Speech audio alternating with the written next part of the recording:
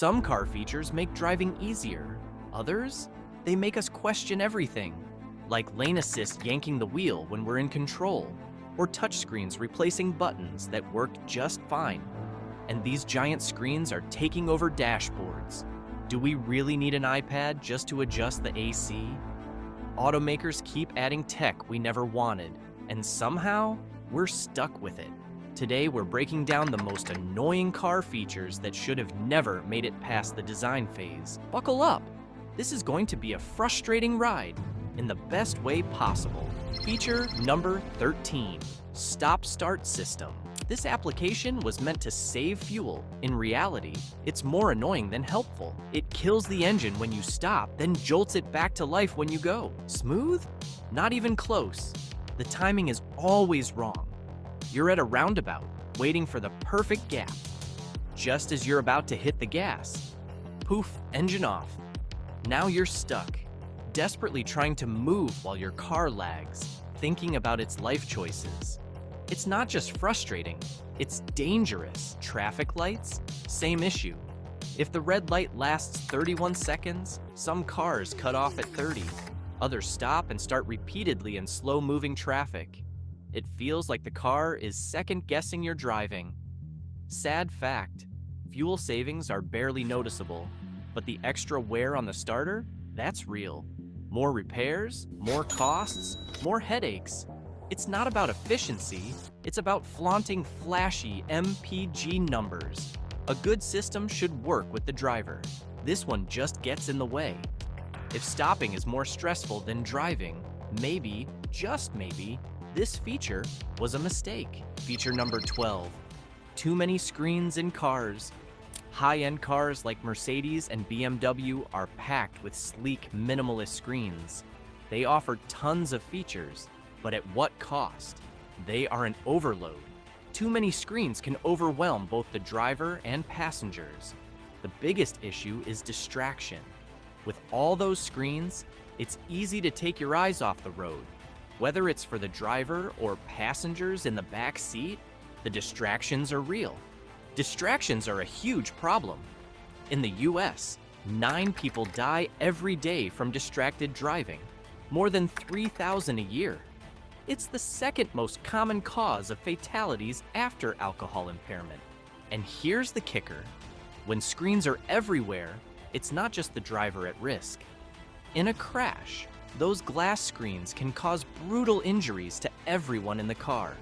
While a well-placed infotainment system is fine, too many screens are overkill. Balance is key. It's better to have the tech simple and safe. In the end, no screen should come between you and the road. You know, speaking of overwhelming tech, spring can bring its own kind of overload. Longer days, shifting routines, and social pressure can spike anxiety fast. I've felt it too. That sudden urge to get it all together while everything feels off. That's why my sponsor, BetterHelp, has been such a helpful resource for many dealing with seasonal anxiety. BetterHelp connects you with a licensed therapist, and 69% of members report improvement in anxiety within 6 weeks. It's simple to start. Just fill out a questionnaire and you'll be matched quickly. Not the right fit? Switch therapists anytime at no extra cost. They've got 7,000 plus reviews and a 4.3 Trustpilot rating, so you know you're not alone. Let BetterHelp help you rule your anxiety so it doesn't rule you. Click the link in the description or go to betterhelp.com/carcareclues for 10% off your first month of therapy. Okay, let's move on. Feature number 11. Keyless entry. First, where do you put the keys? There's no obvious spot for them.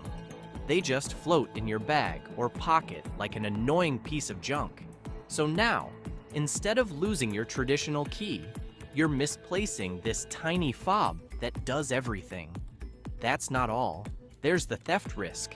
These push-to-start systems are an open invitation for thieves to copy your key. It's like handing out free car rides. Stories of crafty hackers bypassing the system and making clones are everywhere. The convenience of a button doesn't make up for the headaches. Traditional ignition systems still do the job just fine. No fuss, no theft risk. Feature number 10, virtual cockpits. Inside, they look futuristic, but let's be honest, they're often a total pain. Drivers should learn them before hitting the road. But who reads the manual? Most sit untouched in the glove box, still wrapped in plastic. So, what happens? People start poking at screens, swiping through menus, and hoping for the best. Sometimes it works. Sometimes they accidentally blast the AC in winter or reset the odometer instead of changing the radio station. The distractions are off the charts. Adjusting the volume means scrolling through 5 submenus. Checking your speed? It's buried between glowing animations, fuel efficiency graphs, and a 3D render of your car just sitting there. Virtual cockpits should make driving easier, but they often do the opposite. Instead of simple, clear dials, we get a confusing mess of touchscreens, haptic controls, and buried settings. Feature number 9, Driver Assist. It gently steers or nudges when you veer off your lane, but they don't drive the car. On paper, it sounds great, but here's the issue.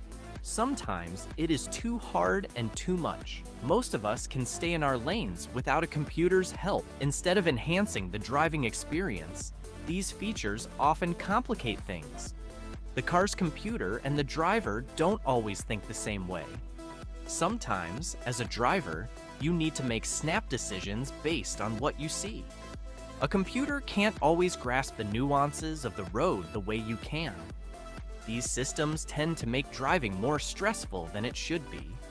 They can feel intrusive, constantly correcting you even when you're doing just fine. If the car always second guesses your moves, it doesn't bring peace of mind. If we're going to have driver assistance, let's make it real self-driving, a system that fully takes over from A to Z. Until then, just let us drive without all the distractions. Feature number 8, glass roofs. Installing glass at the top of the car is a growing trend, but are they really practical? They look cool, no doubt, but they don't serve much purpose beyond aesthetics. Unlike sunroofs, which open up and let in fresh air, glass roofs are fixed in place. Sure, they make the cabin feel brighter and more spacious, but is that enough? For some, the brightening effect and the extra view for rear seat passengers might be a plus. That's why we see them more in luxury sedans and family cars, where backseat space matters more. But let's get real. These benefits don't outweigh the downsides. Here's the biggest issue. Most cars with glass roofs have sunshades that don't block 100% of the sunlight. So, on a hot summer day, all you're left with is a glass ceiling, trapping the heat inside. It's not exactly the cool, relaxed ride you were hoping for. Now, consider safety. In the event of a rollover, the glass can shatter and expose passengers to flying debris. While the body structure might be reinforced, glass still poses a risk. Maybe it's time to consider a convertible for that open-air experience. At least you can enjoy the sun. Feature number 7, massaging seats. While they can be a nice touch for long drives, they're mostly unnecessary. They add cost, complexity, and a lot of hype. If you're not spending hours in your car, you do not need a massage while you drive. Here's the thing, massaging seats often doesn't compare to a real massage. They're usually preset programs that don't target specific areas. It's like a one-size-fits-all solution that might not do much for your back pain. Then there's the intensity. Some people might find it too intense, while others think it's too gentle. It's hard to get the right pressure with a machine. Unlike a professional massage therapist, a car seat can't adjust to your needs in real time. The biggest concern? Who needs all that comfort while driving? We're behind the wheel, not in a spa. The focus should be safety and performance. not turning your car into a personal relaxation suite. So, unless you're on a never-ending road trip, massaging seats is another luxury feature that doesn't add value. Feature number 6, social media messaging integration. Driving requires focus. Yet, automakers decided that receiving WhatsApp updates and Facebook messages while behind the wheel was a priority. Imagine cruising down the highway only to get a notification about a group chat argument or a random marketplace inquiry. It's not exactly critical information. Distraction is already a major cause of accidents. Adding instant messaging to a moving vehicle only makes things worse. No message is important enough to risk a crash. If it is, pull over. This feature is the perfect example of technology going too far. Cars don't need to be an extension of social media. They need to be safe, efficient, and designed for the road, not for checking who liked your latest post. Surprisingly, smartphone integration used to be one of the car secrets only the most experienced drivers know. But now, it's just another road hazard, turning every drive into a potential distraction. Feature number 5, ambient lighting. Multicolor cabin lights promise a cool atmosphere. Instead, they deliver a flashy, distracting mess. At night, they're less of a mood booster and more of a headache. The real question is, are you driving a car or hosting a rave? Do you really need neon lights glowing while you navigate traffic? The excitement fades fast, and soon, it just feels like unnecessary clutter. Car manufacturers sell ambient lighting as a luxury feature. They claim it adds beauty and comfort. Perhaps, but it doesn't make driving any better. Not even a little. If anything, it's a distraction. Those pulsing, color-changing lights can make drivers feel drowsy or detached. The last thing you need is to feel like you're cruising through a dreamscape when you should be focused on the road. A car doesn't need to feel like a nightclub. Number 4, gesture control. Humans love to communicate with gestures.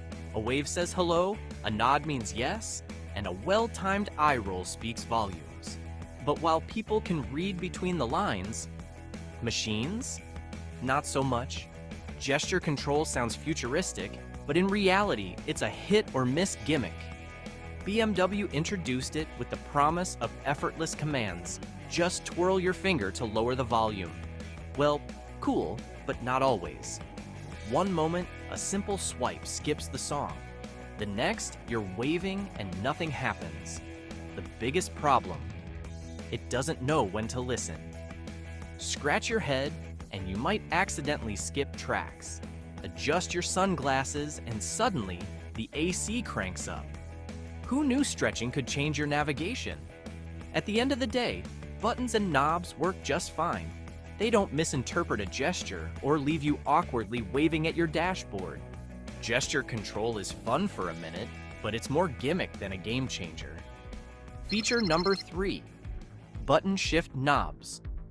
More cars now come with buttons, dials, and switches instead of a traditional gear shifter. Honestly, pressing a button for drive or reverse does not feel natural. Drivers have complained about these new designs being confusing and frustrating. Chevy's dial shifter, for example, is widely disliked. It takes extra thought to operate, something you don't want when quickly shifting gears in traffic. A traditional shift knob is intuitive. You grab it, shift, and go. No second guessing. Sure, button shifters free up space, but is that worth the trade-off? Many drivers actually use their gear shifter as a handrest. And let's talk about reliability. Everything is now electronically controlled, which is great until it fails. These new shifters feel like change for the sake of change. They don't add real value, just more complexity. Traditional shift knobs work pretty fine. No confusion, no extra steps, and no frustration. Feature number 2, voice recognition. Most systems struggle with different accents, dialects, or even mild background noise. You end up repeating yourself, yelling commands, or just giving up entirely. At that point, pressing a button would have been faster. Car manufacturers push voice control as a futuristic convenience. Sadly, it's more frustrating than useful.